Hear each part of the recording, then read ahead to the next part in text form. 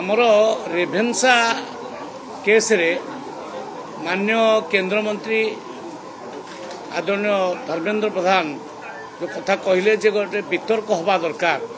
ए नाटा परिवर्तन हम कि नहीं से उपरे बहुत चर्चा आलोचना हो सारा बोली मु कहली एवं आलोचना बंद हवा दरकार ता अर्थ नुहे जे बौद्धिक आलोचना बंद हो दरकार बौद्धिक आलोचना हवा दरकार किंतु जो प्रकार मशाल शोभा यात्रा माने कुशपुतुलिका दाह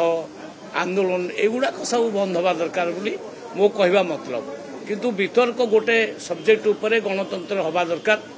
प्रकृत रे तथ्यटा बाहर दरकार आमर उद्देश्य कौन रेभेन्सा आम कौन करचंती रेभेन्सा ना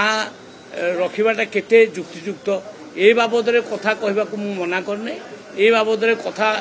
आपण मान भी रखिपारे मु भी रखिपारे आ प्रत्येक ओडिशावासी रखिपारे ये हूँ कथा तेणु वितर्क चालू रहिबो वितंडा युक्ति तर्क हम ना कि क्या कुशपुतुलिका दाह हम ना कि कौटे झगड़ा झटी हम ना बौद्धिक चर्चा हबारे किछि